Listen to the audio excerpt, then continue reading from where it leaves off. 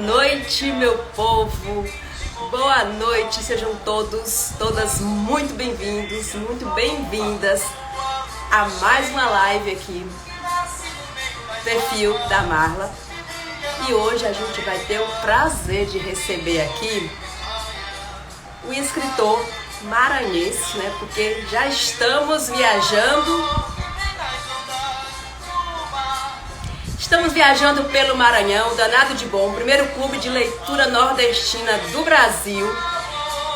Ele viaja, né, literalmente, pelos estados do nosso Nordeste, explorando a nossa literatura. E para abrir a nossa live, sempre com música temática, né, do estado que a gente está lendo. Então, eu trouxe essa música aí, que tem todo esse rebolado, né? Todo esse navegar das ondas do estado do Maranhão, todas as marés, né, que o livro traz e aborda aqui pra gente. Boa noite, Nájila, Maria Bethânia, Carolina. Quem aqui conhece essa música?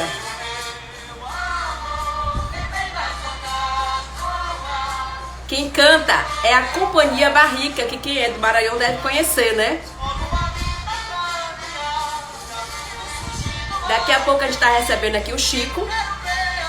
Neste mês, né, de outubro, estamos chegando já ao final do ano, nós estamos lendo o livro Amores, né, Marias, Marés, o nosso escritor aí, Chico Fonseca, que abriu as portas aí da sua literatura para a gente poder explorar. E quem está no Clube Danado de Bom já leu o livro ou está lendo o livro e está se deliciando, porque é uma história mesmo, né? Muito gostosa. Eu desconfiei, viu, Carolina, que você era filha do Chico, por conta do Fonseca. Seja muito bem-vinda. De fato, é, né, um orgulho ter um pai escritor, né? Deixa eu responder ao Chico aqui, que acho que ele tá tentando entrar na live, viu, gente?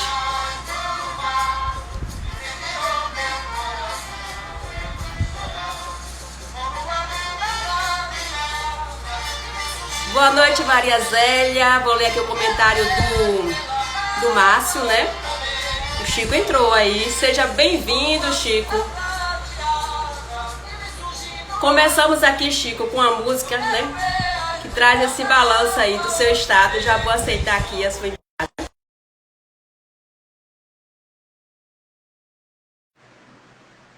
Muito barulho, né, meu povo? Muito barulho. Deixa eu ver se apareceu o Chico. Ele entrou. Chico, seja muito bem-vindo aqui, né, ao Danado de Bom, ao Danado de Bom, seu Lula, ao Clube de Leitura Nordestina. Eu digo que é o primeiro clube, eu registrei isso, né, um clube que está registrado, ninguém pode roubar a nossa ideia, porque tem registro sobre isso. É o primeiro clube de leitura nordestina e foi engraçado que essa semana alguém me perguntou quem era você. É do seu estado, Maranhão? Eu falei alguma coisa que a gente estava lendo o seu livro. Ela falou, ainda não conheço, né? A internet, as mídias digitais todos, né, servem justamente para isso, para expandir esse conhecimento das pessoas a respeito do que tem, né? Infelizmente, nós nordestinos não sabemos o potencial que a gente tem, tanto de autores que a gente chama de clássicos, quanto de autores contemporâneos como o Chico. Seja bem-vindo, Chico. Vou abrir espaço para você também cumprimentar as pessoas que estão aqui com a gente. Boa noite, Marla. É um prazer estar com você nesse bate-papo, conversando também com os seus seguidores, as pessoas que te acompanham aí no clube. Eu acho essa ideia do clube de leitura uma ideia muito boa. Nós temos uma tradição muito rica de literatura no Nordeste e a gente tem que levar essa tradição adiante. É isso que você está fazendo e é isso que eu estou disposto a contribuir e colaborar com você. Muito obrigada, Chico. Mas antes de a gente adentrar, falar um pouquinho sobre o livro em si, né? Vamos compartilhar essa live com mais pessoas. A gente sempre aperta no aviãozinho que tem do lado e manda para os nossos contatos, né? Todo mundo que estiver aqui puder fazer isso, a gente faz para poder compartilhar com mais pessoas. Deixa eu encontrar aqui o meu. Vamos mandar o avião voar aí para tudo que é canto, gente. Vou mandar aqui para os meus contatos todos que estão aqui disponíveis, né? Para que a gente possa fazer chegar esse bate-papo de hoje para mais pessoas. Mandando aviãozinho aqui para todo mundo. Avião, avião, vamos voar. Vamos voar. Carol falou para você sorrir, que você está muito sério. E outra coisa, eu não consegui acessar. Não consegui acessar, não. Mandando a esposa aqui tá os... puxando a orelha aí, né, Chico? Sua esposa, a gente está ouvindo. Né? Que ela não conseguiu acessar. Ai, ai. Mas, enfim, sejam todos e todas muito bem-vindas aqui. Enquanto a gente vai batendo papo aqui, vocês que estão aqui com a gente, boa noite, Eliane, boa noite, Cira, acho que é isso, Fonseca. Esses Fonsecas todos aí são parentes do Chico, já sei. Né? A filha Carolina, enfim. Sejam todos bem-vindos. Estamos aqui, né? Somos da Bahia. Eu digo para o Chico hoje que eu não estou em casa, por isso que eu não estou com os meus livros. Adoro essas estantes de livros, né? Sou apaixonada por livros. E meus cabelos estão voando um pouco, porque eu estou em um lugar quente. No Nordeste é assim que funciona. E o vento batendo aqui para a gente poder aguentar o calor. Mas está tudo bem, né? Está tudo danado de bom, como a gente costuma dizer por aqui. E a gente quer deixar o nosso abraço aqui para o estado do Maranhão.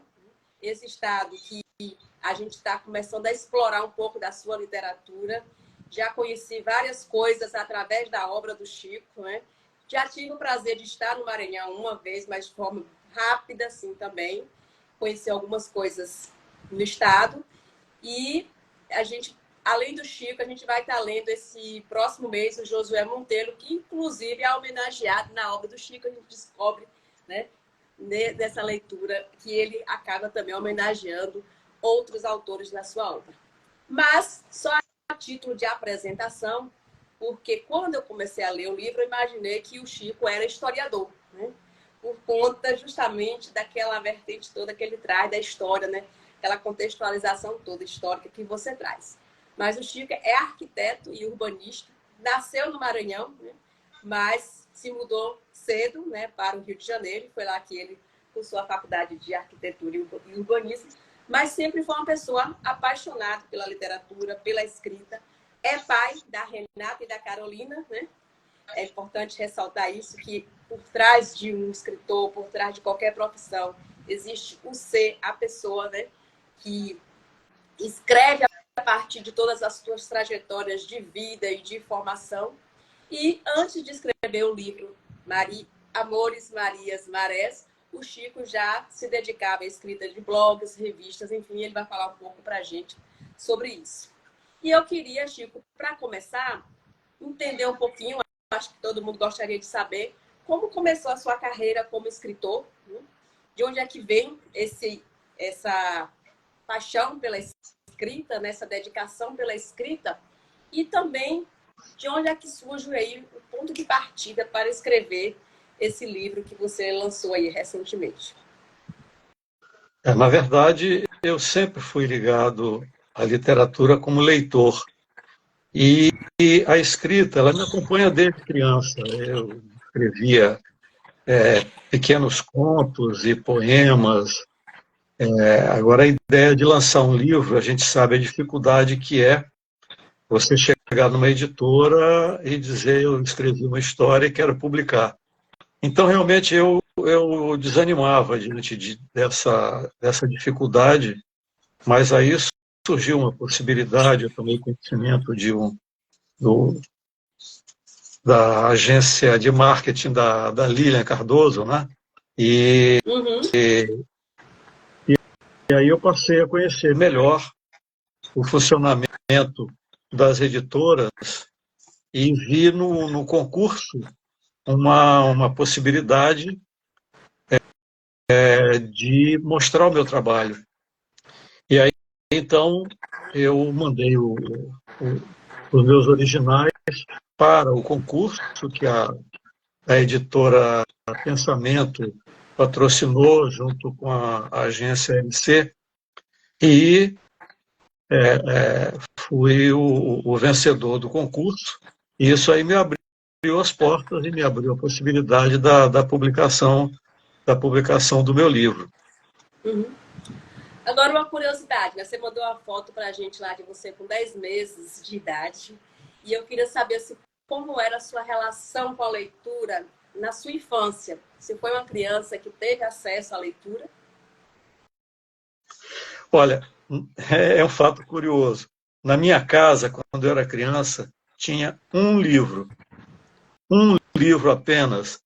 E era um livro sobre, eu me lembro bem, e eu senti interesse pelo livro, mas é um livro sobre ciência, sobre o corpo humano, tinha lá a figura do corpo humano, e eu ficava vendo aquele livro, porque era o único livro que tinha na minha casa.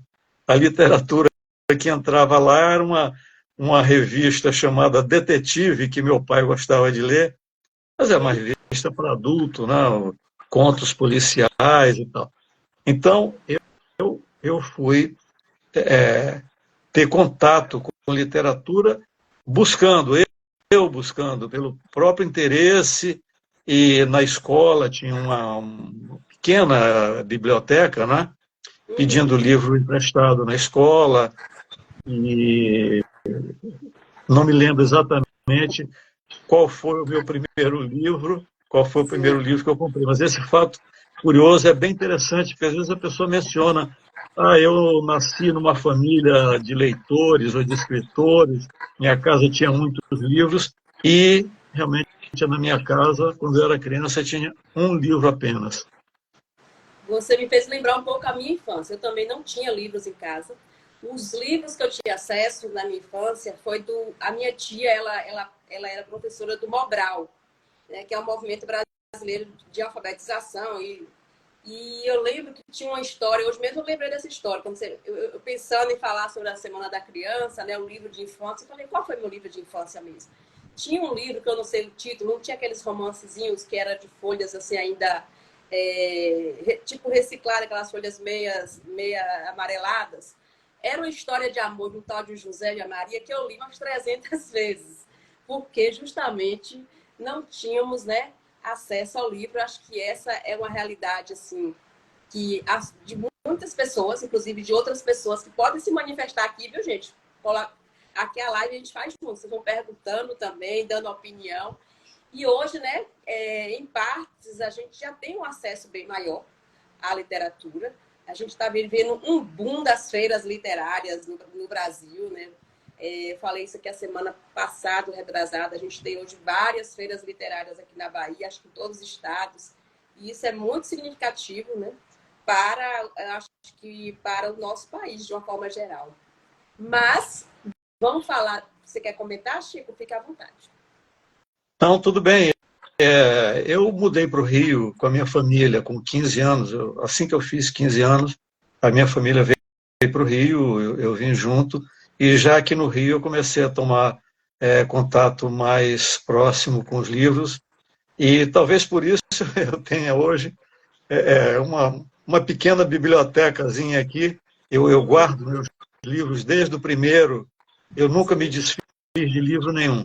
Eu guardo todos, e talvez até para compensar essa escassez de livro Acho que que eu sim, tive viu, na Chico? infância.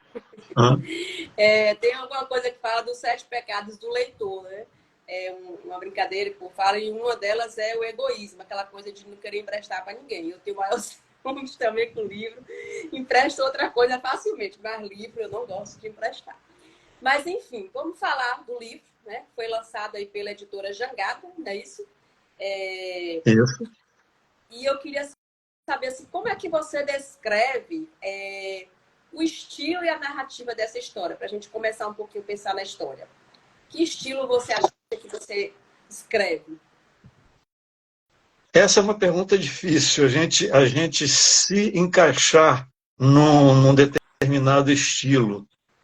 Eu não tive, em momento nenhum da escrita, essa preocupação com estilo. Foi uma escrita que brotou naturalmente, né?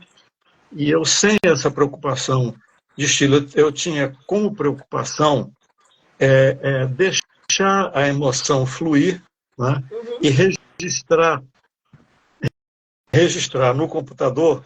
Eu costumo, um detalhe, eu não escrevo nenhuma linha à mão, é tudo ou no computador ou no bloco de notas do celular. Então, eu deixei fluir a emoção sem me preocupar com o estilo. Eu tinha a preocupação de buscar uma narrativa fluida que levasse o leitor de forma prazerosa e fácil a acompanhar o enredo. E colocando sempre, porque é uma coisa assim muito minha, a poesia é muito minha desde criança, né? Então eu queria a fluidez, o meu objetivo era assim, o que eu pensava, né? Eu busco a fluidez do Josué Montello, eu acho um dos maiores escritores da língua portuguesa. A fluidez do Josué Montello e a poesia do Mia Couto. Bacana, bacana.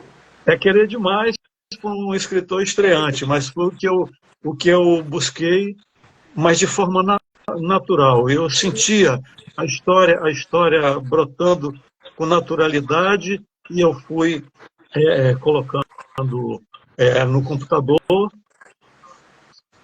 Depois é que eu fui reescrever, tendo cuidado com a redação, com a construção dos parágrafos, mas a história foi escrita com emoção pura. Bacana. Só para a gente observar aqui, as meninas que estão postando aqui, conversando, a Laura e a Eliane moram aí no Rio de Janeiro, né, na sua cidade adotada hoje. Sim. São alunas aqui do Clube do Danado de Bom, e tanto a Laura quanto a Eliane, né, tiveram o privilégio aí de ler o Monteiro Lobato na infância, né, os Irmãos Grimm que ela está colocando, isso é muito bacana. E até hoje, né, elas devoram livros, né, no clube aqui, o livro mesmo, o seu, a Eliane já fez a leitura, a Laura está muito estava lendo hoje. Não pode acender mais livro aqui? Da tua cara. Marla, sim. A minha imagem está pouco iluminada? Tá ótima, Chico. Tá ótima? Tá ótima, tá. Legal. No meu celular. E você não está vendo ela? Eu só não estou te vendo, Marla. Não, então, alguma coisa... Os outros estão me vendo? As outras pessoas que estão na live? Eliane consegue me ver? Eu estou me vendo, mas não estou vendo você. Eu só vejo a minha imagem. Alguma coisa na sua... Eliane, você me vê? Eliane, acho que todo mundo está vendo, porque eu consigo ver eu e você aqui. A tela dividida, eu e você. No meu não está dividida. Deixa eu tentar aqui.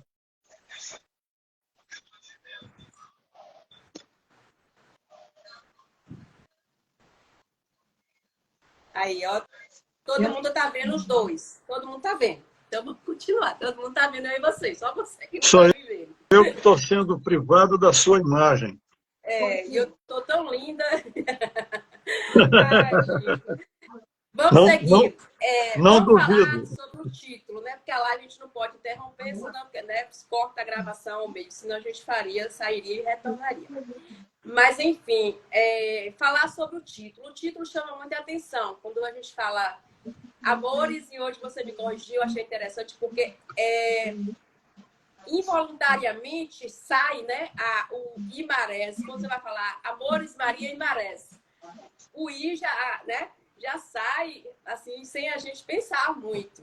Mas lembrando, né, que o livro é Amores, Maria, Marés, e o Chico faz questão, né, dessa forma de expressar o título, por conta que você colocou, de fato, fica mais poético. E eu queria entender essa conexão que você traz nesse título, né? Que é uma conexão entre o tema amor, Maria e as marés, né? Creio que as marés maranhenses. Então, tem uma metáfora muito forte aí, né? E eu queria que você explicasse para a gente o porquê desse título. Claro. Dentro do cacuete de poesia, né? Eu acho o nome poético. E São Luís, e, na verdade, o litoral do Maranhão, tem uma das maiores variações de marés do mundo. O mar sobe e desce todo dia, 2 vezes por dia, ele sobe e desce de 6 a 8 metros. É um volume é como se fosse 2 tsunamis por dia. Só que o litoral já foi recortado pela natureza para isso. Mas a paisagem da cidade e do litoral todo do Maranhão se transforma 2 vezes por dia. E esse volume enorme de água, quando a maré sobe, ele entra pela calha do rio, se impõe sobre a correnteza do rio, invertendo o sentido do fluxo das águas.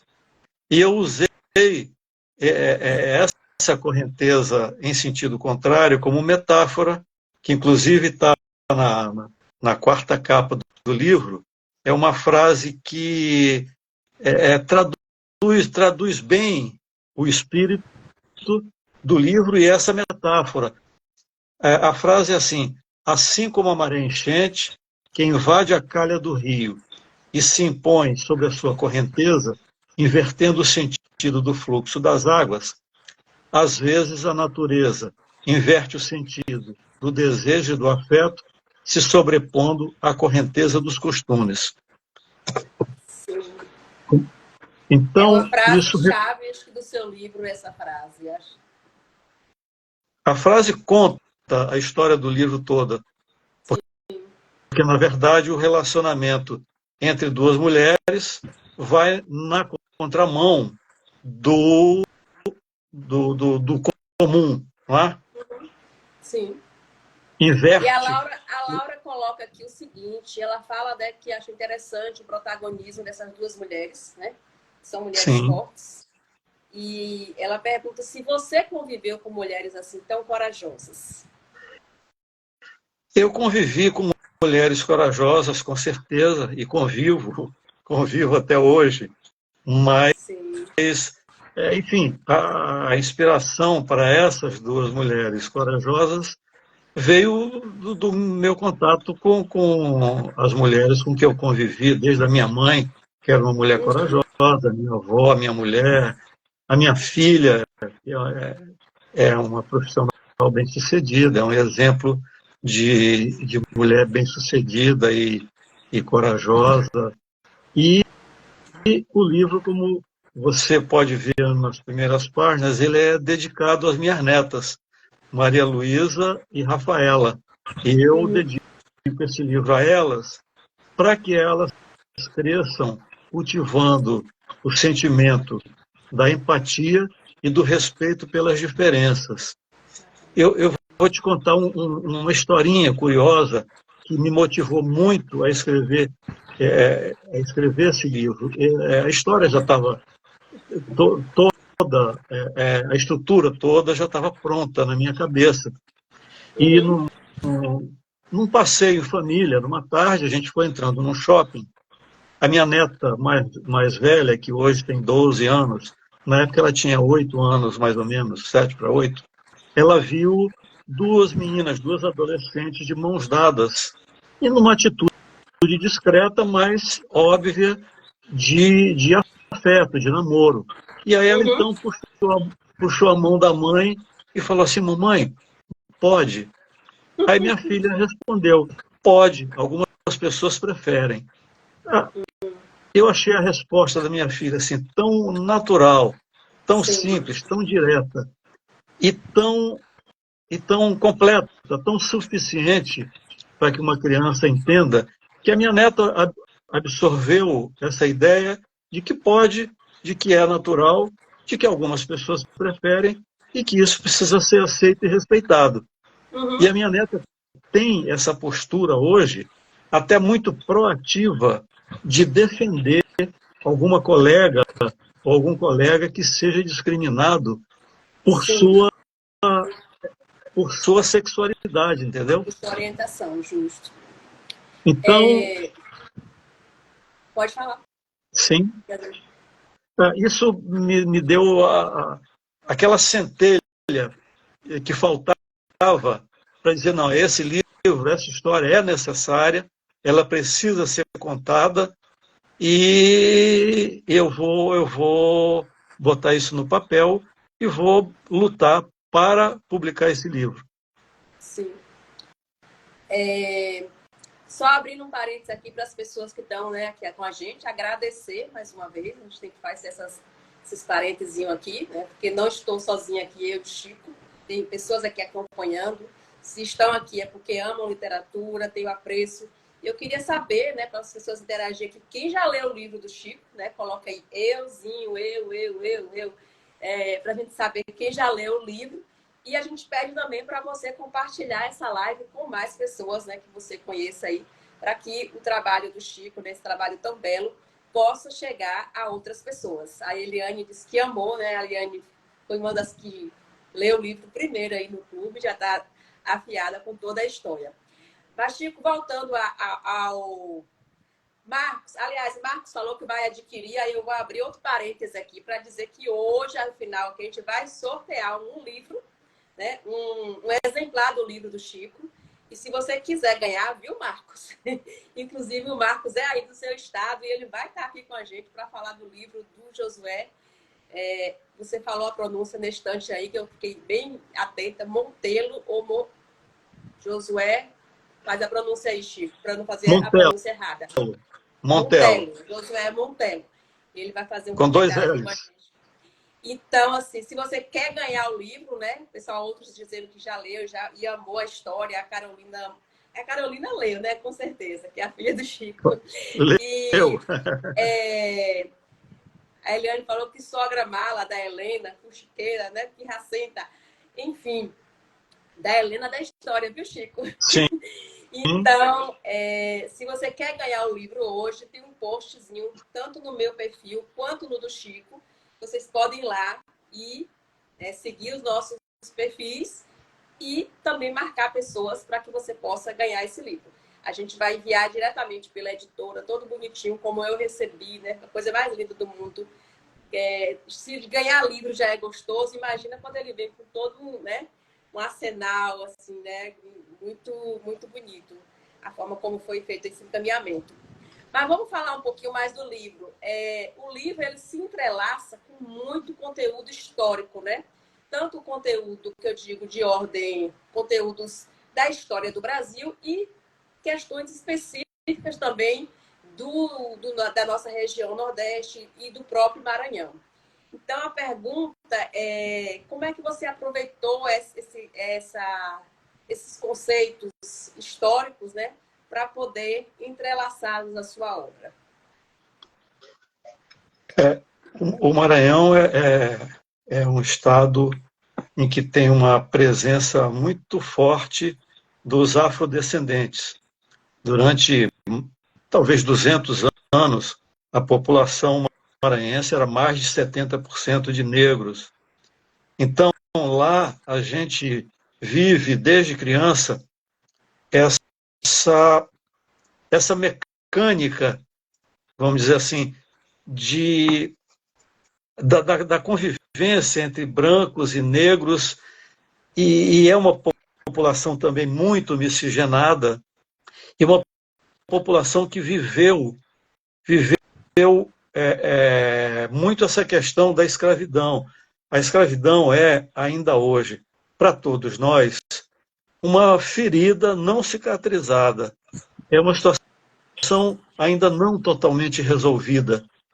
Então, eu senti muita necessidade de abordar essa questão, porque muitas vezes a pessoa sabe de números, que 6 milhões de africanos foram sequestrados e trazidos à força para o Brasil. Mas quando você coloca isso na história de uma família, você personaliza, você passa muito mais a emoção da luta, do sofrimento, da superação, do que quando você lê uma estatística de milhões de negros que foram trazidos para o Brasil, que foi, aliás, o último país a se livrar da escravidão. E um dos países que mais, provavelmente, o que mais trouxe pessoas escravizadas da África. Então, Sim. isso no Maranhão é muito forte, a economia maranhense sempre foi uma economia escravista. O apogeu econômico do Maranhão foi totalmente apoiado na mão de obra escrava, e a estagnação econômica e a decadência que se experimentou no Estado na virada do século XIX para o século XX se deu exatamente após a abolição, porque era um Estado que dependia diretamente da mão de obra escrava. Então, eu quis trazer um pouco dessa história do negro, mas com uma abordagem não pela dor e pelo sofrimento, que são óbvios e também são retratados no livro, mas eu quis ter um enfoque da superação. A família da Mariana é trineta de um escravizado, né? A história da família dela é uma história de superação. Então eu quis contar a história de uma família de afrodescendentes sobre esse enfoque. O enfoque da vitória sobre as vicissitudes e a dor e o sofrimento da escravidão. Surgiu uma dúvida aqui agora. No livro, as personagens elas fazem esse processo de investigação, né, histórica, e a Helena era historiadora, né, então ela faz, né, toda uma busca, uma pesquisa mesmo de campo, que a gente fala. E eu queria saber de você. Você também fez essa pesquisa histórica do Maranhão, dessa questão no Maranhão, da escravidão no Estado, para poder construir o seu livro? Com certeza. Na verdade, a história dessa pesquisa é um pouco reprodução da pesquisa que eu fiz. Por ter um interesse muito grande pelo assunto, né, pela história, mas também um interesse grande por essa questão da escravidão e da superação aí dos negros, eu fiz essa pesquisa, eu visitei Alcântara 2 vezes, eu visitei todos esses, o Arquivo Público do Estado, todos os conventos e as igrejas mencionadas no livro, como tendo sido visitada por elas, pela Maria Helena e pela Mariana. Eu fiz essa pesquisa. Então, na verdade, eu reproduzi no livro uma pesquisa que eu tinha feito. O meu bisavô era padre, é um fato curioso, né? Uhum. Ele teve 7 filhos com a mesma mulher, com a sua companheira, a minha bisavó, Dona Emília. Ele reconheceu os 7 filhos e deu o seu sobrenome, Barreto, a todos os filhos. A minha mãe tem o sobrenome Barreto. Eu não tenho esse sobrenome porque eu herdei o nome do meu avô, meu avô paterno, e esse meu bisavô padre era bisavô materno. Então, eu herdei o nome do meu avô paterno. Eu sou Francisco Fonseca Neto. Então, por isso, eu não tenho o Barreto do meu bisavô padre. Mas tudo começou com a pesquisa sobre esse meu bisavô. Em Alcântara, eu fui lá e conversei com os padres de lá, e um padre canadense que morava em Alcântara na época, isso já tem muitos anos, ele me mostrou um livro que ele tinha e falou: eu ouvi falar no Padre Barreto, eu conheci um pouco da história dele, e tem alguns fatos da história dele que são mencionados neste livro. E me deu o nome do livro, do historiador Carlos de Lima. É um livro sobre a história de Alcântara. E eu, então, comprei esse livro e aí me aprofundei mais ainda, que o livro menciona o meu bisavô e menciona a história de Alcântara, que é uma história também muito interessante. Alcântara é a cidade irmã de São Luís, não é? Ela fica do outro lado da Bahia. Para quem mora no Rio, assim como o Rio e Niterói, São Luís e Alcântara ficam uma em frente à outra, só que Alcântara e São Luís estão um pouquinho mais distantes do que Rio e Niterói. Você consegue avistar de São Luís, você consegue avistar Alcântara. De noite, uma noite clara, você vê as luzinhas de Alcântara, mas fica a uma distância de aproximadamente uns 40 quilômetros, talvez, mas dá para ver a cidade. Então, a pesquisa começou há vários anos pela história do meu bisavô, que ele entra no livro como um personagem de forma totalmente ficcional. E ele é um Quanto padre. tempo você levou para escrever o livro? Só uma curiosidade surgiu aqui. Ao todo, eu levei 20 meses, mas eu fiz uma pausa. Eu escrevi durante 6 meses toda a estrutura do enredo e aí fiz uma pausa.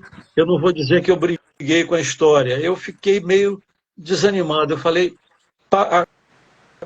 depois que eu coloquei a emoção no papel, eu achava que o enredo estava interessante e ele estava bem resolvido, mas eu ia ter que reescrever, aí já com uma preocupação literária, né?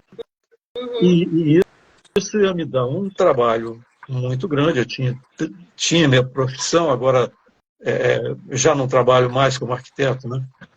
Mas na época, isso em 2020, eu comecei a escrever um pouco antes da pandemia da Covid. E aí veio a Covid, o que acabou me dando mais tempo para me aprofundar na escrita, mas depois eu dei aquela parada meio que desanimado, será que eu vou adiante ou não? Aí eu fiquei uns 5 meses sem abrir o arquivo no computador. Mas a história não saía da minha cabeça e novos diálogos iam surgindo. Se eu estava caminhando, eu estava pensando na história. Então, na verdade, houve quase que uma gestação da história durante esses 5 meses. E quando eu voltei para a escrita, eu voltei com um entusiasmo assim, uma verdadeira obsessão. Então, eu digo que para você escrever um livro, você deve escrever com emoção e reescrever com obsessão. A reescrita é fundamental. Uma vez eu vi uma entrevista do Miyakoto em que ele disse que ele deveria ser chamado de reescritor, porque ele reescreve, exaustivamente. E isso aconteceu. Cada capítulo eu reescrevi dezenas de vezes, buscando o parágrafo bem feito, a palavra certa, o link entre um capítulo e outro, de forma a levar o leitor de forma leve, escrito em tom de crônica. Na verdade, o livro é também um pouco uma crônica da São Luís da época, não é? Então, é uma escrita leve, mas não rasa. Sim, sim. Porque tem diálogos que têm uma profundidade que o assunto requer, né? O diálogo entre as duas personagens, elas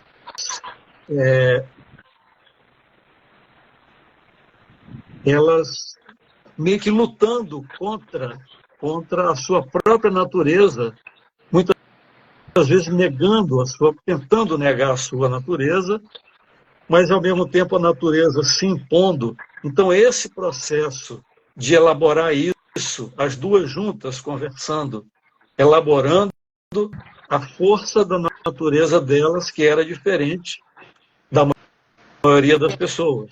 E, ao mesmo tempo, a censura da sociedade, fazendo com que elas rejeitassem essa natureza por um tempo, até que a natureza venceu, e a natureza vai vencer sempre, né?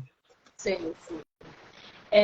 Vou deixar outra pergunta aqui para as pessoas irem interagindo conosco, é que a maioria que estão aqui já leram o livro. Então, queria que vocês fossem escrevendo aqui, à medida que a gente vai conversando, o que é que você mais gostou do livro, qual insight que você teve nesse livro. Pode fazer qualquer comentário a respeito aí que a gente vai colocando aqui à medida que a gente for conversando, né? A Maria Zé colocou, né? Que coisa linda, o escritor de hoje é o iniciante que não desistiu, né? Isso é bem interessante. É verdade. E falando das questões, né? Quem pega o livro assim de capa, não sei se tem noção, não sei qual foi a noção que cada um teve, do que é a questão central, né? O assunto principal do texto. Mas o texto ele traz várias questões, né? Diversas questões, umas mais, né? A questão do relacionamento, né? Que é o grande pano de fundo aí da professora com a aluna. Eu queria que você falasse para a gente, na sua visão, quais são as questões mais importantes tratadas nesse seu livro? As duas questões são o relacionamento homoafetivo e a ancestralidade negra. São os dois assuntos que conduzem. O fio condutor da história é a relação entre a Maria Helena e a Mariana. E tem uma história paralela, que é a busca pela história do trisavô da Mariana. Ou pela sua própria história, né? Pela própria história, né? Pela sua ancestralidade, né? E tem detalhes assim que muitas vezes eu percebi só depois do livro escrito. Tem uma figura, uma personagem que é uma personagem secundária, mas ela é de uma importância enorme, e uma personagem por quem eu tenho um afeto especial, que é a avó da Mariana, a dona Zizi. Essa, sim, é uma negra. A Mariana ela é miscigenada. Mariana é filha de pai branco e neta de avô branco, o que era muito comum também, não é? Só que a avó dela, a dona Zizi, era uma negra, e ela era uma costureira que, enfim, sustentou a filha sozinha, a mãe da Mariana, né? E depois ela ficou cuidando da Mariana. E eu fui ver quantas pessoas, quantas mulheres afrodescendentes eram as provedoras das suas famílias. Quantas mulheres afrodescendentes eram o único esteio da família e da casa.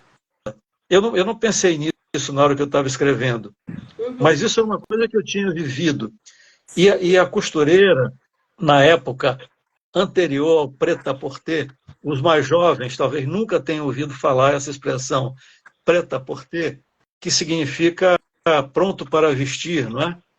Porque até os anos 60 não se comprava quase roupa pronta, principalmente em São Luís, onde essas novidades chegavam um pouco mais tarde. No Rio de Janeiro tinha 2 ou 3 lojas que são mencionadas no livro e vendiam roupas prontas.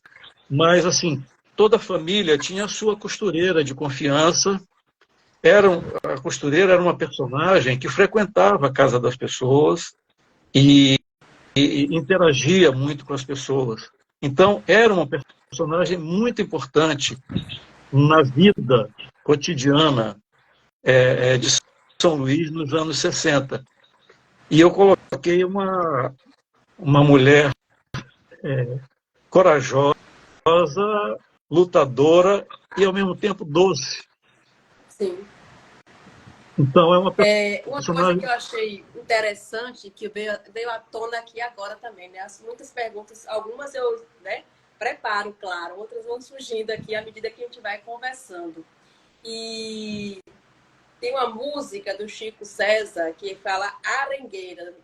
O título não é esse, mas ela fala arengueira é o fuxico, né? Aquele converseiro de lugar pequeno mesmo, e você traz muito isso na história. E eu lembro que você me falou que essa história ela tem um cunho, né, de veracidade, tem também veracidade na história, que foi justamente uma arenga, né, um fuxico que você ouviu quando criança atrás da porta. Que fuxico foi esse, Chico? Na verdade, não, não foi atrás da porta como nas novelas. Sim. Naquela época, um pouquinho antes da inauguração da televisão no Maranhão, era comum que as famílias se visitassem à noite. Era a diversão, depois do jantar. Então, a minha família, meu pai, minha mãe, eu e minha irmã íamos muito, quase toda noite, para a casa de um casal de tios. E esses meus tios gostavam muito de música, e meus pais também gostavam muito. Meu pai adorava as big bands americanas. Então a gente ia para a casa desses tios e os pais conversavam e ouviam música. E, no caso, eu e meu primo, que é um ano mais velho que eu, a gente, às vezes, ficava conversando ali na esquina e muitas vezes ficava jogando futebol de botão. E um dia a gente está jogando futebol de botão na mesa da sala, aliás, uma mesa bonita, nova, e a minha tia morria de ciúme da mesa nova dela, da gente arranhar ali com o botão, mas ela preferia que a gente jogasse botão na mesa nova do que fosse para a rua para conversar na esquina. Então, a gente estava ali jogando botão uma noite e os nossos pais conversando de uma forma muito sussurrada, assim como quem está contando um segredo meio escandaloso. E aí eu passei a me ligar mais na conversa dos pais do que propriamente no meu jogo de botão. Eu ouvi a palavra escândalo e aí me liguei mais ainda e vi que eles estavam falando de um adultério. O adultério dos anos 60, por parte do marido, era uma coisa relativamente comum. Sim. Mas o adultério, como eu percebi depois pela conversa, apesar do tom em segredo e apesar da música no fundo, o Nat King Cole cantando e atrapalhando o meu entendimento aqui da conversa, mas eu percebi que eles estavam falando que o adultério tinha sido cometido pela esposa, o que na época era um escândalo, tá? Ainda hoje gera reações violentíssimas, né? Imagina nos anos 60. E o marido pegou a esposa e veio para o Rio de Janeiro passar uma temporada como forma de tentar abafar as repercussões aí desse adultério. Eu, na minha cabeça de 14 anos, que é o que eu tinha na época, 14 anos recém-completados, estava começando a procurar entender. E mesmo assim eu estranhei, achei aquilo, poxa, o que se espera de um marido traído é uma reação violenta, né? E ele levou a mulher para passear no Rio de Janeiro. Eu achei aquela viagem muito esquisita, aquela reação muito branda. Mas também nesse mesmo momento, por lá, falava-se de duas meninas que foi descoberto um relacionamento afetivo entre duas meninas, duas estudantes. E aí, na minha cabeça, eu imaginei, se a reação do marido foi tão branda, talvez a esposa tenha traído ele não com outro homem, mas com uma mulher.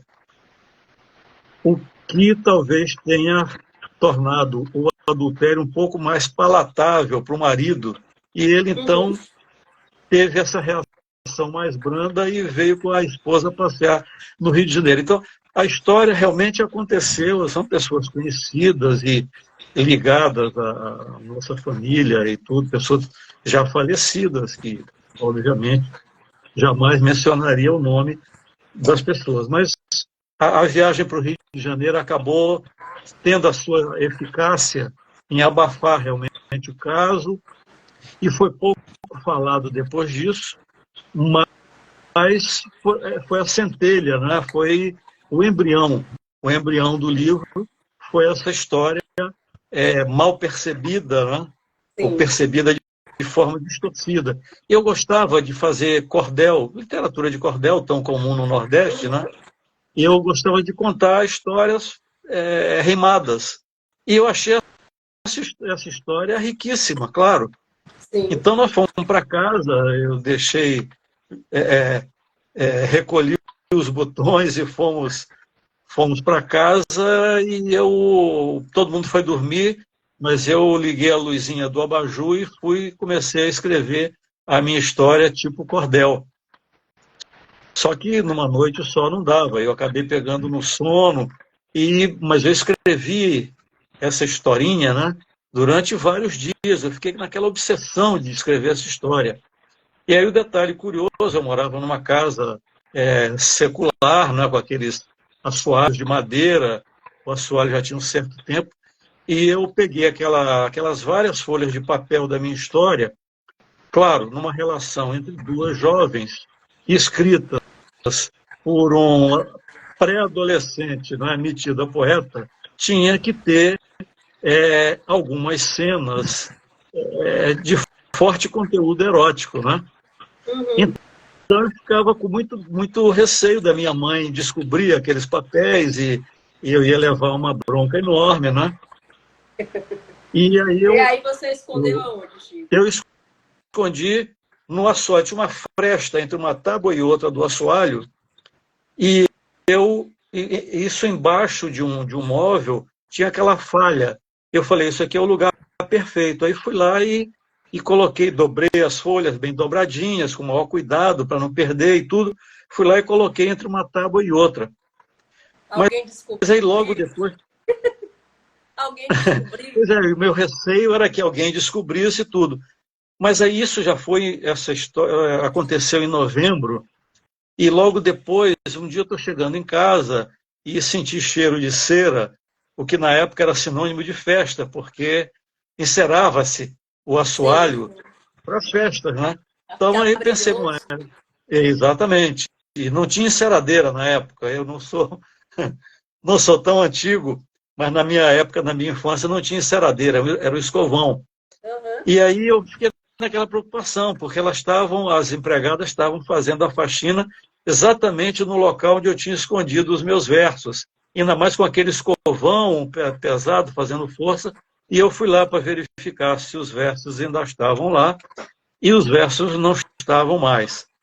Ou Tá. tinham escorregado para dentro do porão, né? E as casas, essas casas maiores, né? Elas eram Uhum. elevadas do chão, porque as janelas ficavam debruçadas sobre as calçadas.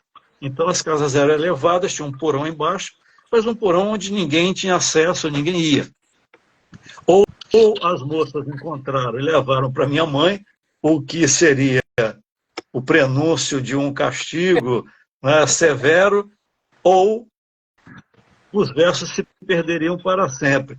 É, eu não tinha escolha boa e nem tinha como escolher. Então, provavelmente, os versos, como eu digo no livro, atravessaram a linha do tempo em direção ao passado, né, porque é uma casa secular, e foram se esconder naquele porão. E talvez estejam por lá até hoje. A casa não é mais da minha família, mas a casa está lá. É uma casa tombada, como são quase Então todas você as não sabe o casas. que aconteceu. Não sabe Eu não até hoje onde sei, estão esses versos. Gente, eu não quero sei. agradecer o pessoal que está chegando aqui, né? Muita gente chegando. A gente teve a participação aqui, não sei se ele está aqui ainda, do Efigênio Moura, que é um querido autor, né, da Paraíba. Tivemos a presença aqui da Valéria Vidigal, que é uma artista também aqui da nossa cidade. Aí tem o Cardoso, o José Felipe, a Eliane, a Carla, porque não dá pra gente, né, ficar vendo todo mundo, às vezes as pessoas vão entrando aqui, mas muito obrigada pela presença de vocês.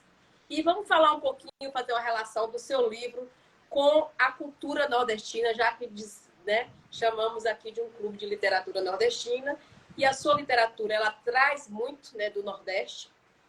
E eu queria saber, assim, de que maneira você percebe, você trouxe neste livro a cultura do Nordeste, a música, a comida, as tradições. O que você traz lá para falar desse seu estado? Legal. Antes, eu só queria agradecer aos amigos nordestinos que estão prestigiando a nossa conversa. E eu estou muito feliz de ver tantos nordestinos de tantos estados diferentes, né? Ouvindo aqui a nossa conversa. Com certeza que, embora eu tenha morado a grande parte da minha vida no Rio de Janeiro, eu vim com 15 anos para cá, né? Mas o meu coração nunca saiu de São Luís. Eu vou lá praticamente todo ano. Eu adoro a cultura, a comida, o folclore da minha terra, e está tudo representado no livro. Foi, na verdade, uma viagem no tempo. Todo romance é uma viagem, não é? E Sim. Você viaja sentado na sua poltrona, você viaja para uma outra cidade, você viaja para uma outra época e você convive, entre aspas, com os personagens, né? Você entra na intimidade dos personagens. Então, para mim, foi uma viagem de regresso para a São Luís, da minha época, dos anos 60, que era uma cidade extremamente aprazível, pacata, tranquila, andava-se muito a pé ou de bonde. Então, a cidade ela é romântica por si só, e com toda aquela arquitetura secular, né? Tem prédios sobrados do século XVIII, do século XIX, a maior parte do século XIX, mas toda aquela carga de história, né?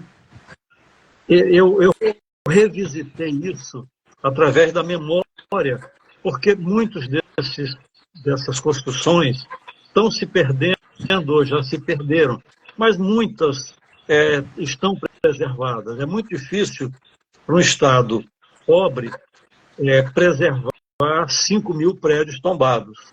Eu entendo, eu até desperto nas pessoas para essa questão. É muito difícil você recuperar ou preservar tantos prédios. Então, tem sido feito um esforço. Chico, teve uma novela recente da Globo, que eu não lembro o nome, que ela tratou justamente isso, né? Que foi os casarões, né, de São Luís, a destruição desses casarões para implantação de shopping centers, enfim, né? E a gente tem que é um patrimônio histórico da humanidade, né? Esses casarões que você tanto retrata também na sua obra. São Luís é patrimônio cultural da humanidade.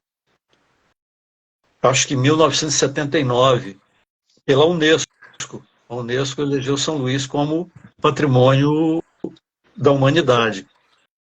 Então, um detalhe curioso quem viaja para Portugal, quem vai a Lisboa ou até a cidade do Porto, percebe a semelhança grande entre São Luís e Lisboa, principalmente, né?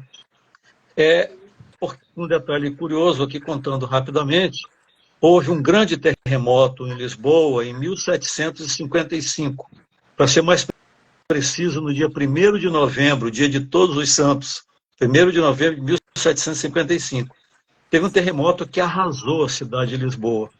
E depois foi seguido de um tsunami e teve vários incêndios por causa do terremoto. Arrasou com a cidade, foram 2 ou 3 bairros que sobraram. E aí a cidade de Lisboa foi reconstruída a partir desse terremoto, 1755. que foi exatamente a época em que o Marquês de Pombal, que era o primeiro-ministro de Portugal, ele tinha criado a Companhia Comercial do Maranhão e Grão-Pará. Então, o primeiro impulso de desenvolvimento do Maranhão veio exatamente nessa época.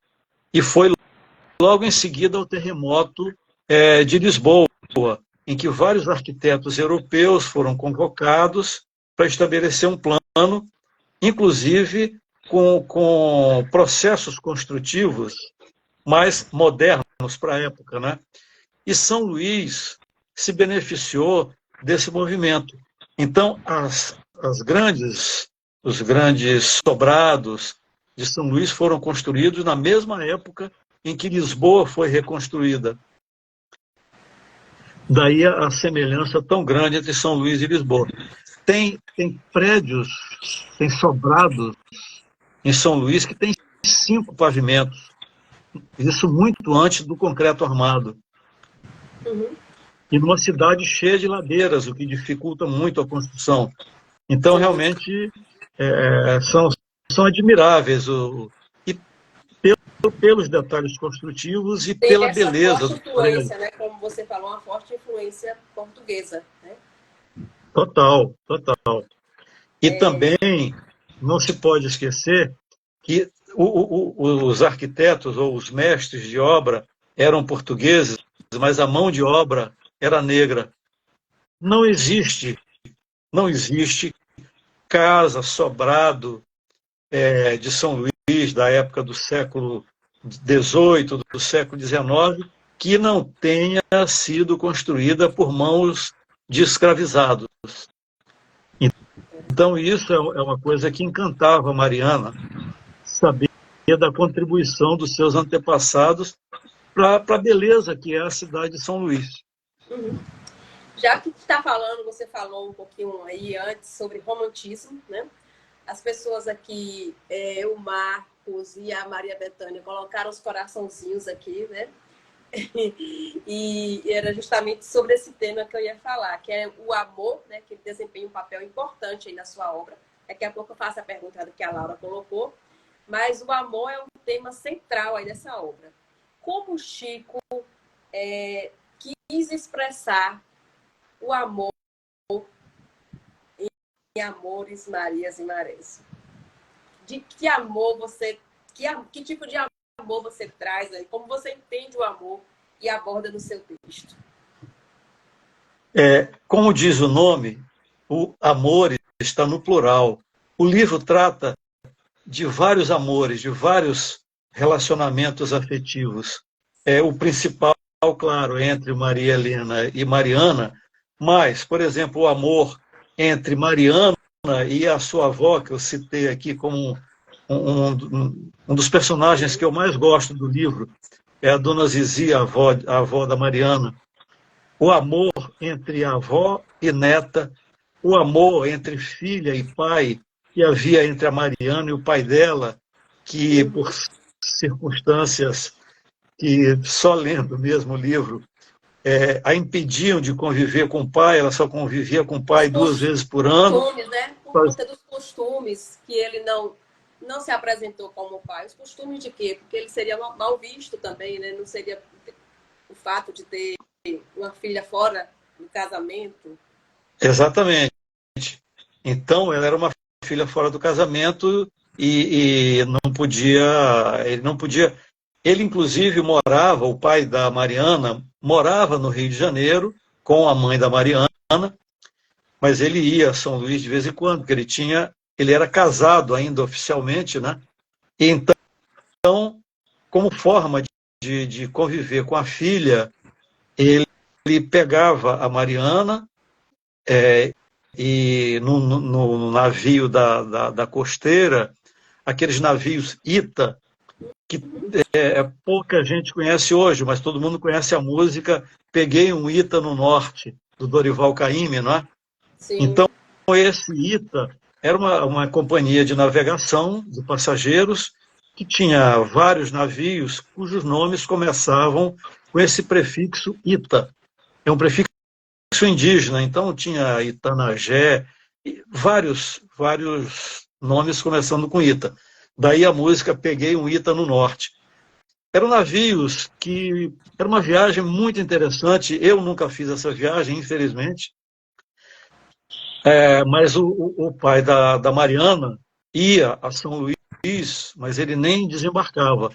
A mãe levava ela até o navio, eles iam até Belém, e depois de Belém, eles ficavam alguns dias, aí voltava o navio para São Luís. Então, o pai passava uma semana com a filha.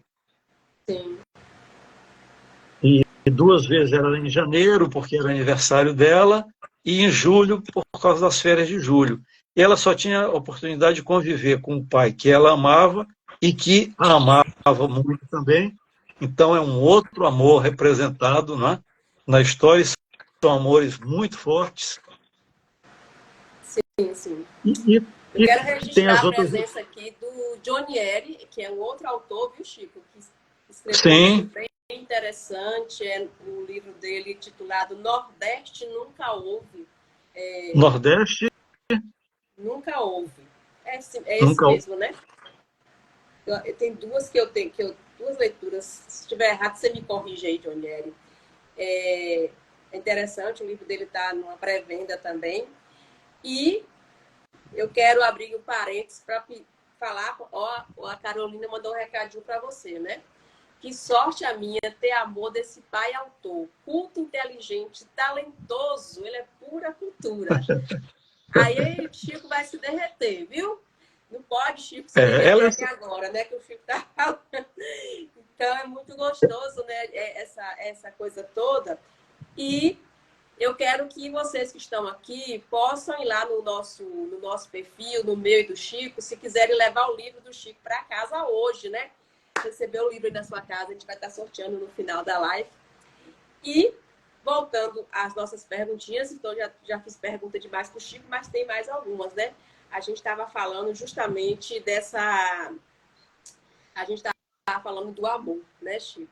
Como é que você vê essa questão do amor na obra? E você fala justamente que você usa a ideia de amores por conta das várias formas, né, de expressão de amor e de relacionamentos. Mas, ao contrário, assim, na contramão do amor, a gente tinha também sentimentos, digamos, negativos, de ódio, de não aceitação, como era o caso da sogra, né? E você pinta mesmo a sogra que, do jeito que a maioria, né, vê as suas sogras. Então, qual o papel dessa personagem dentro do seu texto, da sogra da Helena? Bom, você, por favor, não me pergunte em quem eu me inspirei, porque eu não vou dizer nem sobre tortura.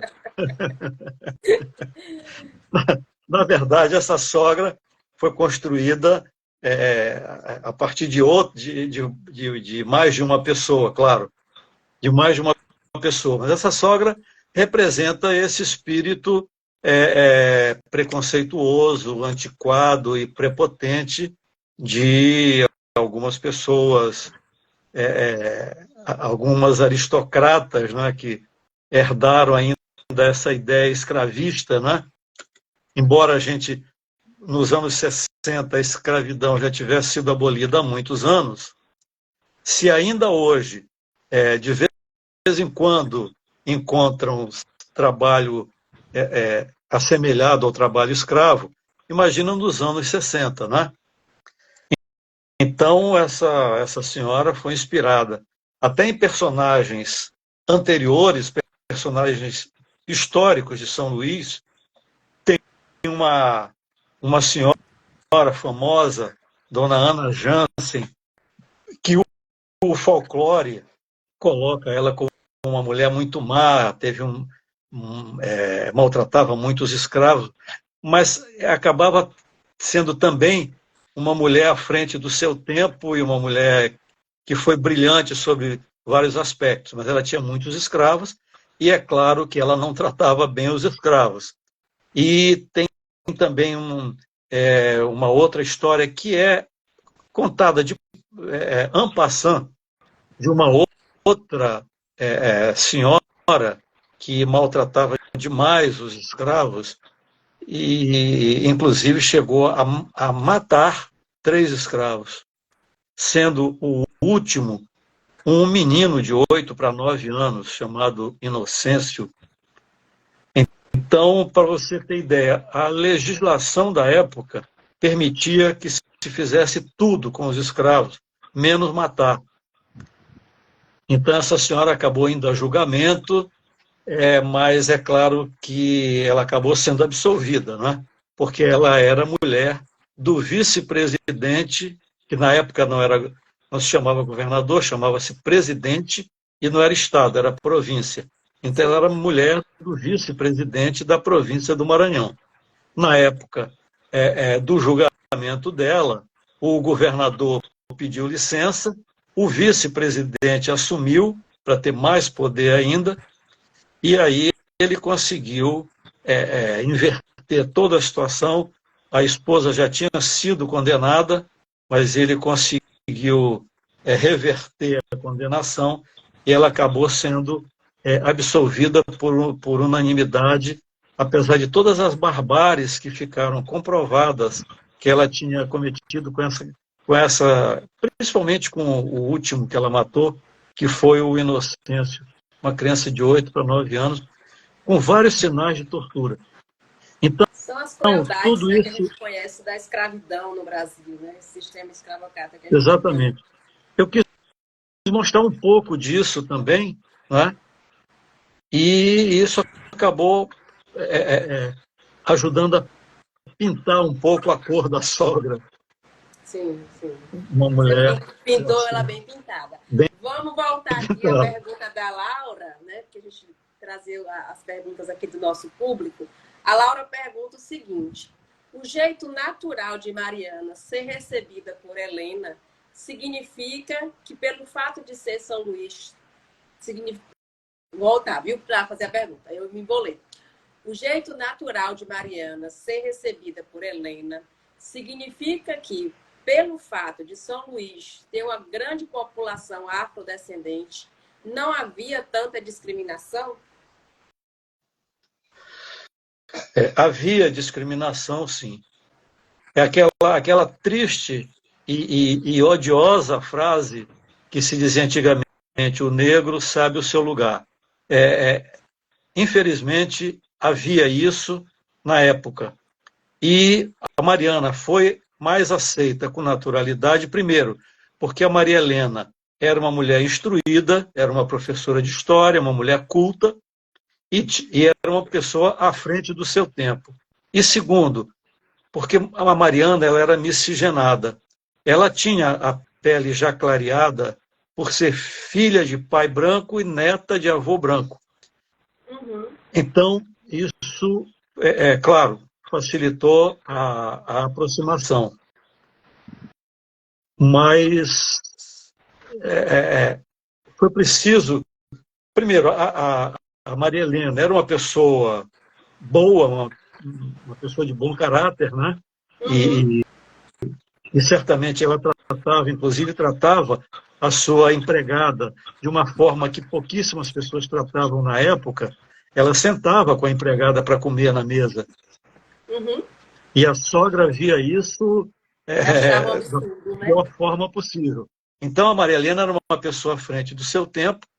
A Mariana era uma moça bonita, era uma moça inteligente, preparada também. Pelo sacrifício da avó, ela não precisou trabalhar, ela estudou, já estava se formando no curso normal, que para os mais jovens era o curso que as pessoas faziam para se tornarem professoras Sim. do ensino fundamental, que na época se chamava primário, né? Sim, sim.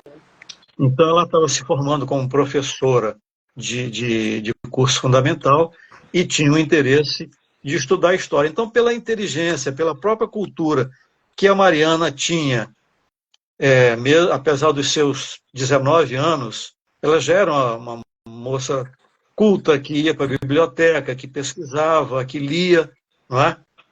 Então, isso facilitou a aproximação das duas. Elas tinham interesses comuns.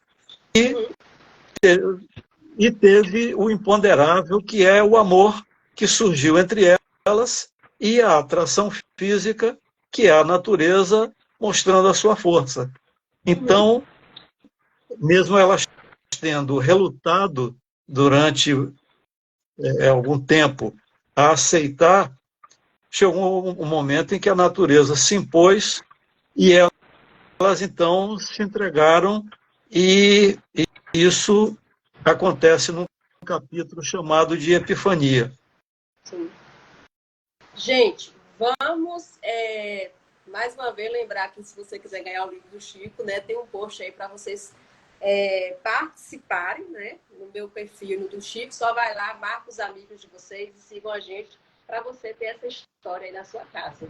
Para a gente poder espalhar, gente. Assim, o autor, eu acho que eu tive a oportunidade de já conversar várias vezes com o Efigênio, que já tem 12 livros escritos, um autor paraibano, e ele fala muito disso, né? Que o autor ele quer que seu livro se espalhe o máximo possível, né, Chico?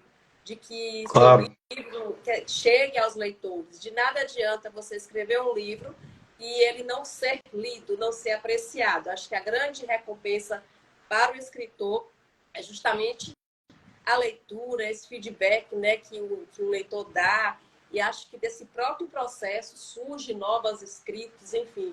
Acho que a grande satisfação é essa. Então, nós estamos justamente aqui fazendo esse trabalho de divulgação do livro do Chico, né, que, por sinal, né, já receberam aqui vários elogios de quem já teve a oportunidade de ler, e foi um livro premiado. Eu queria que você falasse um pouquinho, Chico, sobre essa premiação e como tem sido a recepção dos seus leitores, seja no seu estado, em outros estados, como é que está a divulgação desse livro? Enfim, fala um pouquinho para a gente sobre isso. Legal. Eu recebo, através do Instagram, muitas mensagens muito carinhosas, mensagens muito bonitas, assim, elogiando o livro, de pessoas que se emocionaram, de pessoas que curtiram a viagem para São Luís, né? Então, eu tive uma divulgação, essa vitória desse prêmio, né? Essa escolha do livro como o premiado pela editora e também uma agência de marketing, que é a LC Agência, da Lilian Cardoso. Eles fizeram um trabalho de divulgação primoroso. Tem vários, no meu Instagram, tem vários posts, tem um book trailer que foi muito bem feito. No book trailer, eu conto resumidamente a história. Então, realmente, eu tenho que agradecer. Esse livro, eu digo que só me trouxe alegria. Então, desde a editora, da forma respeitosa como eu fui recebido nessa editora, para você ter ideia, uma das fases mais importantes da publicação de um livro é a leitura crítica. Essa leitura crítica foi feita pelo editor da editora Pensamento. O próprio editor chamou para ele a leitura crítica do livro, porque como ele justificou, ele fez parte da comissão que escolheu o livro, né, como vencedor do concurso. Ele menciona que é um livro que, mesmo que não fosse de um concurso, ele gostaria de publicar na editora, pelas histórias, enfim, pelos temas que o livro aborda, pela forma como eu não vou ficar repetindo elogio, porque é meio cabotino, fica até feio, mas ele realmente fez comentários assim muito simpáticos sobre o livro. Então, ele gostou, eu posso dizer que ele se encantou pelo livro, pela história, desde o começo. Tanto é que ele propôs para a editora contratar uma artista plástica que é a Júlia Lorotonda, que foi quem fez a aquarela da capa. Essa aquarela depois teve um tratamento gráfico, né? Mas foi contratada uma pessoa de fora da editora para fazer a criação da capa. Então, esse cuidado, o material da melhor qualidade, a capa, inclusive, a maior parte dela tem brilho, né? Em cima da arte da Júlia. O cuidado com que foi feita essa leitura crítica que nós conversamos muito, eu e o editor, depois passou para revisão, depois para diagramação, e todas as etapas do livro, todas foram feitas com muito cuidado. E o tratamento que eu recebi da editora foi sempre muito respeitoso e até afetuoso. Fiz amigos na editora. E na agência de marketing, também um trabalho brilhante, primoroso. Só tenho que agradecer a Lilian e a equipe dela pelo trabalho que essa equipe fez.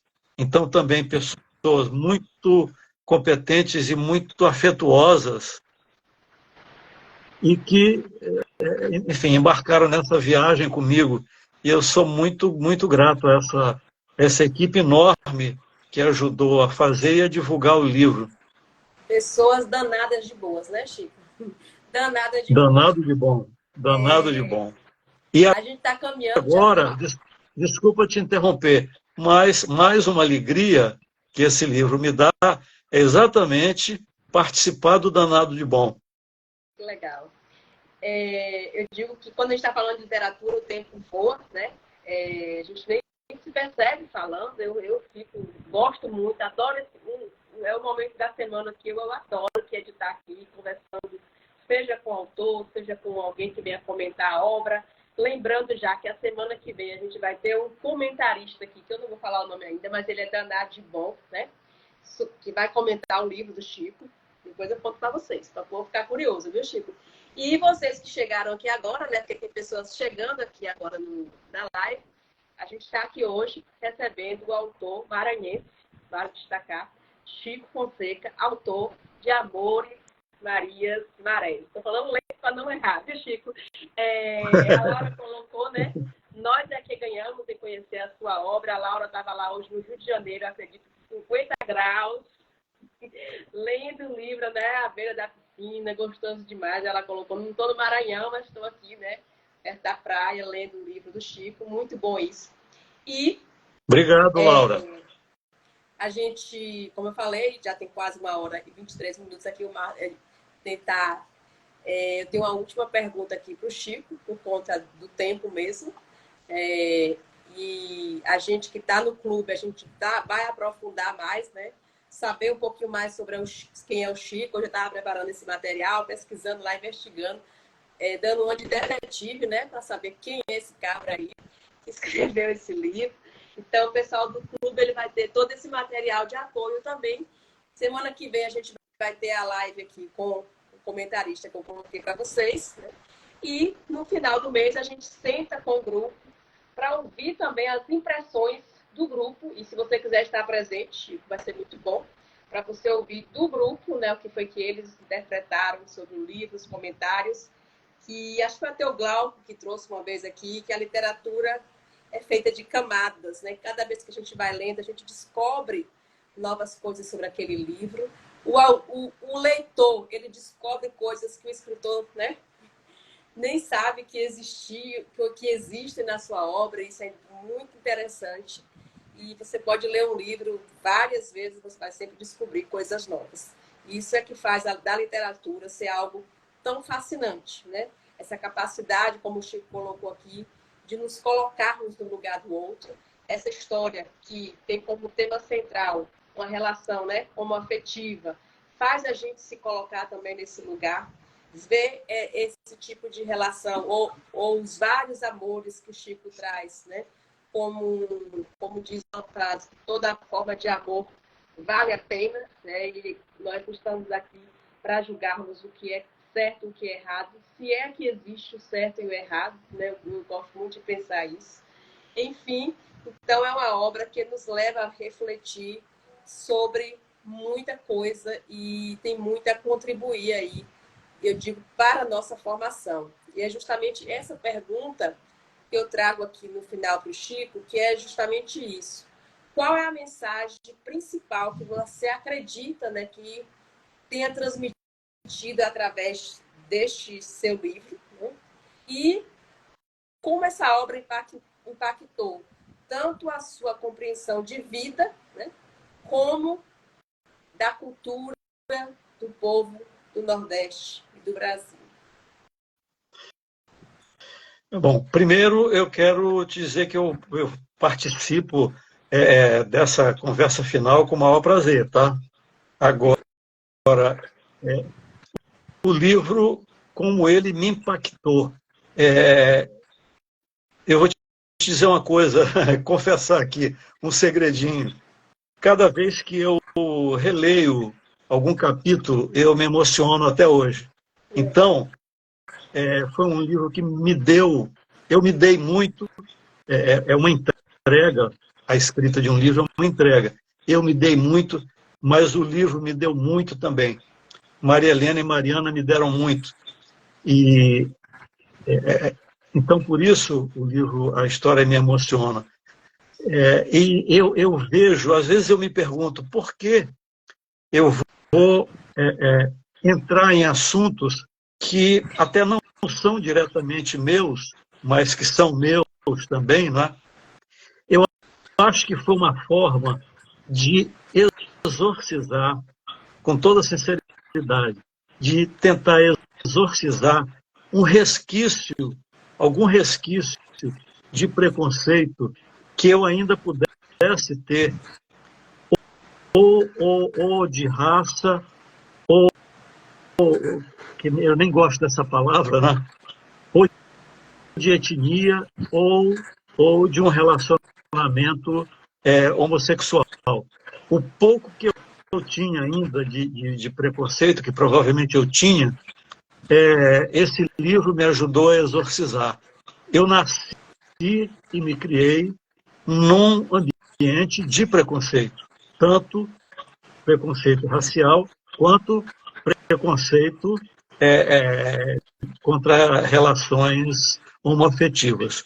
Então, esse livro me ajudou também a exorcizar esse resquício de preconceito que eu pudesse ter ainda.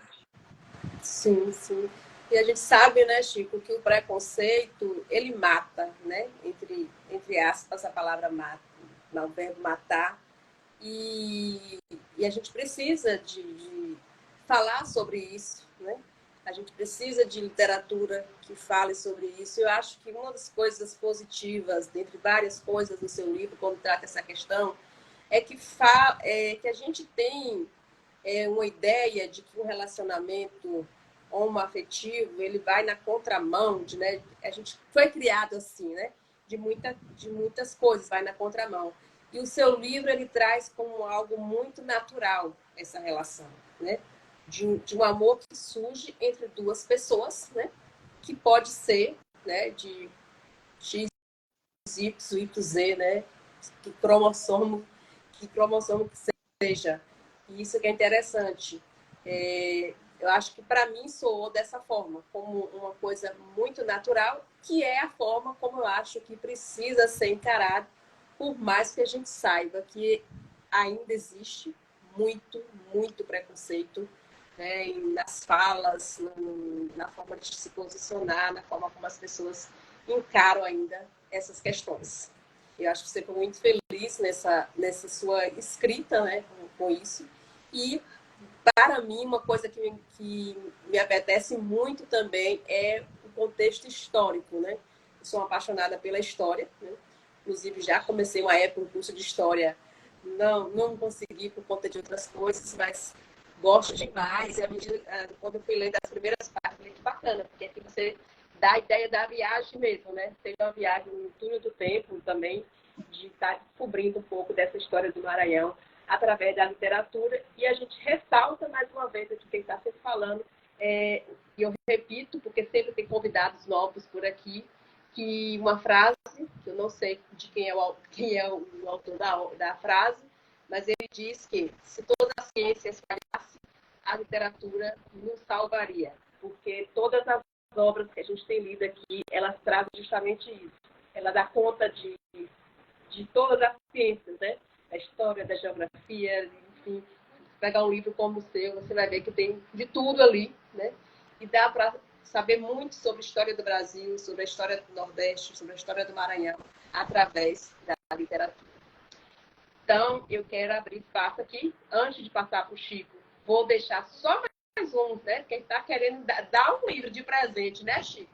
Para as pessoas que não querem se manifestar. Mas, depois da fala do Chico aqui, eu já vou fazer um sorteio, viu? Para saber quem ganhou. E se você ainda não participou, ainda tenho aí uns 2 minutinhos para você ir lá no nosso feed. Tem lá o post, já sabe como funciona o sorteio. O sorteio será de forma eletrônica, né? Então, para poder receber o livro ou participar do sorteio, você tem que estar lá, ter participado do post. Então, Chico, eu quero abrir espaço para suas considerações, entre aspas, né? Finais, porque nós vamos continuar a nossa viagem aí e ter você com a gente em outros momentos. Deixar aqui. E assim que você fazer as suas considerações, a gente vai fazer o sorteio aqui. Legal. Um conceito que é até bom que seja no final, que se eu conseguir passar para as pessoas a ideia de que a homossexualidade é uma manifestação natural e normal da sexualidade humana, e isso é aceito por todos os estudiosos da psicologia do mundo, se eu conseguir passar essa ideia, eu acho que já valeu a pena ter escrito o livro. Agora, passou. Para mim, passou. Então, e de resto, eu quero te agradecer pelo convite, te dizer que foi muito interessante a nossa conversa, muito rica. Fiquei super feliz, foi mais uma alegria que o livro me deu, que as Marias me deram, e eu estou à disposição para participar aí também no fechamento, né? Sim, sim. Eu estou disposto a participar com o maior prazer. E na próxima semana a gente vai ter uma pessoa surpresa, não é? Surpresa. É Que vai alguém que o Chico fazer. gosta muito, é alguém que entende muito de literatura, é alguém que já leu o livro do Chico e achou o livro danado de bom. Foi alguém que me indicou o Chico, né? Para estar aqui com a gente. E aí depois eu conto. Mas vamos ao sorteio. Quem será que vai ganhar? Depois a gente até finaliza aqui, Chico. Eu coloquei aqui o linkzinho, né? Do post. Algumas pessoas comentaram. Lembrando que para ganhar o livro, a pessoa deve estar seguindo o meu perfil e o perfil do Chico e deve ter indicado amigos, né, para a gente estar interagindo. Então, eu vou colocar aqui e depois eu viro a câmera aqui para vocês verem, viu, gente? Eu faço um print e colo lá depois, que aqui não tem mutreta, não. Deixa eu ver se está certinho o número de vencedores. Seja bem-vindo, Leonardo Souza, que está chegando aqui agora. A gente já está no sorteio, viu? Do livro do Chico. Vamos lá. Tchan, tchan, tchan, tchan.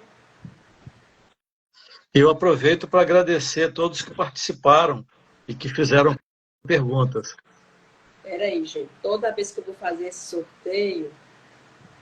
Espera aí.